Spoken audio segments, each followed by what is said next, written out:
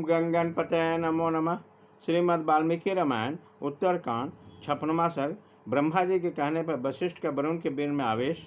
वरुण को उर्वशी के समीप एक कुंभ में अपने बीज का दान तथा मृत्यु के शाप से उर्वशी को भूतल में राजा पुरूरवा के पास लाकर पुत्र उत्पन्न करना।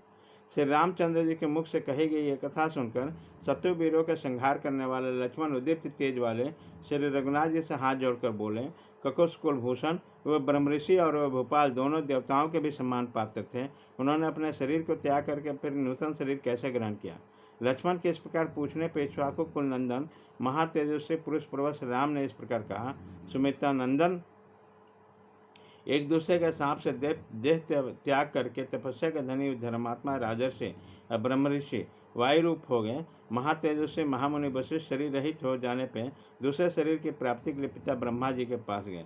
धर्म के ज्ञाता वायु रूप वशिष्ठ जी देवादिदेव ब्रह्मा जी के चरणों में प्रणाम करके उस पितामह से इस प्रकार कहा, ब्रह्मांड कटाह से प्रकट होकर देवादिदेव महादेव, भगवान मैं राजा निवि के साप से देहहीन हो गया हूँ, अतः वायु रूप में रह रहा हूँ। प्रभु, समस्त देहीनों को महान दुख होता है और होता रहेगा, क्योंकि देहीन प्राणी के लिए सभी कार्य लुप्त हो जाते हैं। अतः दूसरे शरीर के प्राप्ति के लिए आप मुझ पर कृपा करें। तब अमित तेजस्वी स्वामी ब्रह्मा जी ने उनसे कहा, महायशस्वी दिश्रेष्ठ, तुम मित्र वरुण के छोड़े हुए तेज बीर्ण में प्रविष्ट हो जाओ।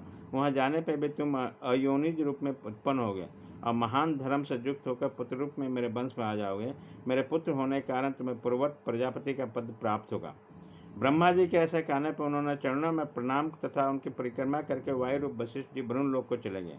उन्हीं दिनों मित्र देवता भी वरुण का अधिकार का पालन कर रहे थे और वरुण के साथ रहकर समस्त देवर्षों द्वारा पूजित होते थे। उसी समय अप्सराओं में श्रेष्ठ उर्वशी सखियों से घिरी हुई अकस्मात उस स्थान पर आई और उस परम सुंदरी अप्सरा को क्षीर सागर में नहाते हुए जल क्रीड़ा को करते देकर वरुण के मन में उर्वशी के लिए अत्यंत उल्लास प्रकट हुए। उन्होंने प्रफुल्ल कमल के समान नेत्र और पूर्ण चंद्रमा के समान मनोहर मुख वाली सुंदर अप्सरा को समागम के लिए आमंत्रित किया। तब उर्वशी ने हाथ जोड़कर वरुण से कहा, सुरेश्वर, साक्षात मित्र देवता ने पहले से मेरा वरण कर लिया है। यह सुनकर वरुण ने कामदेव से बाणों से पीड़ित होकर कहा, सुंदर रंग रूप वाले सुसरे, यदि तुम्हें मुझसे समागम नहीं करना चाहती तो मैं तुम्हारे शरीर इस देव निर्मित कुंभ में अपना बीन छोड़ दूंगा और इस प्रकार छोड़कर ही तुम्हारा सफल मनोरथ हो जाऊंगा। लोकनाथ वरुण का मनोहर वचन सुनकर उर्वशी को बड़ा प्रसन्नता वो बोले, प्रभु, आपकी इच्छा के अनुसार ऐसा ही मेरा हृदय विशेषता आप में अनुरक्त है और आपका अनुराग भी मुझ में अधिक है, इसलिए आप मेरे उद्देश्य से इस कुंभ में विधान कीजिए। इस शरीर पर तो इस समय मित्र का अधिकार हो चुका है। उर्वशी के ऐसा कहने पर वरुण ने प्रज्वलित अग्नि के समान प्रकाशमान अपने अद्भुत तेज बीन को इस कुंभ में डाल दिया। तदंतर उर्वशी उस स्थान पर गई जहाँ मित्र देवता विराजमान थे। उसी समय मित्र अत्यंत कुपित होकर उर्वशी से इस प्रकार बोले, दुराचारणी, पहले मैंने तुझे समागम के लिए आमंत्रित किया, फिर किस लिए तूने मेरा त्याग दिया? क्यों दूसरे पति का वर्ण कर लिया? अपने इस पाप के कारण मेरे क्रोध से कलुषित होकर तू कुछ काल तक मनुष्य लोक में जाकर निवास करेंगे। दुर्बुद्धे, बुद्ध के समान पुत्र राजस्य पुरुष पुरूरवा, जो किसी देश के राजा उनके पास चली जा, वही तेरी पति होंगी।